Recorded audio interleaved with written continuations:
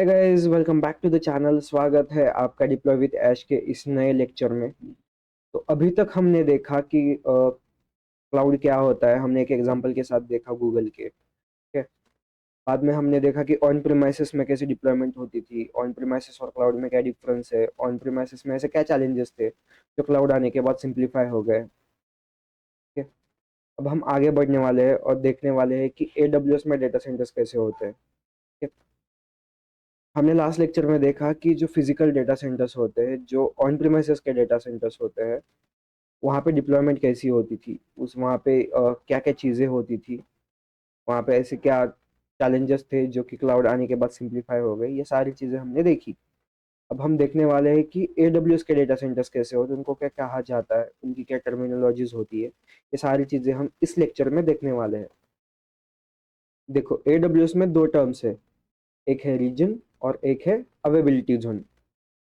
Reason आपका एक geographical location होता है जहाँ पे एडब्ल्यूएस ऑपरेशनल है, या फिर जहाँ पे एडब्ल्यूएस अपनी सर्विसेज देता है, या फिर आप कह सकते हो कि एक ऐसी लोकेशन है दुनिया में जहाँ पे एडब्ल्यूएस की सर्विसेज अवेलेबल है, उसको रीजन कहते हैं।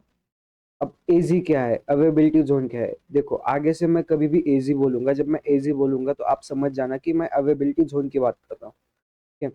देखो, तो एडब्ल्यूएस क्या करता है, हर एक रीजन में दो या फिर उससे ज्यादा एजी बना के रखता है।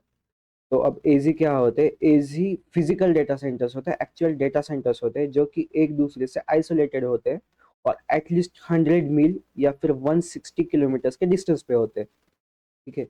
एजी क्या होते हैं, एजी आपके फिजिकल डेटा सेंटर्स होते हैं जो कि एक दूसरे से कितने डिस्टेंस पे होते हैं, 160 किलोमीटर के डिस्टेंस पे होते हैं, एटलीस्ट 160 किलोमीटर के डिस्टेंस पे होते हैं। अब इसका रीजन क्या है कि दो या फिर उससे ज्यादा ही होते, एक क्यों नहीं होता। अब देखो, मेरा एक डेटा सेंटर पूरा डाउन हो गया, ठीक है, तो मेरा एटलीस्ट वर्कलोड दूसरे डेटा सेंटर पे तो रहे। यही एक रीजन होता है कि एडब्ल्यूएस हर एक रीजन में दो या फिर उससे ज्यादा एजीज रखता है। क्लियर है यहाँ तक। अभी हम चलते हैं एडब्ल्यूएस की कंसोल पे और देखते हैं कि एडब्ल्यूएस के अभी कितने एक्टिव रीजन है, कितने एक्टिव अवेलेबिलिटी जोन्स है, एडब्ल्यूएस के कुछ फ्यूचर प्लान्स है क्या। ये सारी चीजें अभी हम कंसोल पे चल के देखते हैं, ठीक है। तो अभी हम ब्राउजर पर चलते हैं। देखो, गूगल पे आपको सर्च करना है A W S global infrastructure map 2025-2026, search कर सकते हो आप। पहली ही लिंक है A W S global infrastructure, इस पे आपको क्लिक करना है। थोड़ा सा स्क्रॉल डाउन करोगे तो आपको यहाँ पे दिख जाएगा A W S global infrastructure. देखो, अभी ए डब्ल्यू एस क्या कहता है, A W S the A W S cloud spans 120 AZs within 38 geographical regions.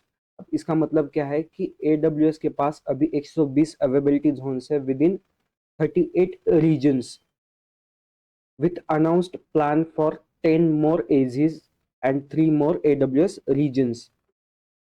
AWS ने 10 एजेस अनाउंस करके रखे हैं और 3 रीजन्स के साथ, विद इन 3 रीजन्स AWS के और 10 एजेस अवेलेबल होने वाले हैं, ठीक है। तो थोड़ा सा स्क्रॉल डाउन करोगे आप, यहाँ पे देखो और नॉर्थ अमेरिका में कितने कौन से रीजन्स है,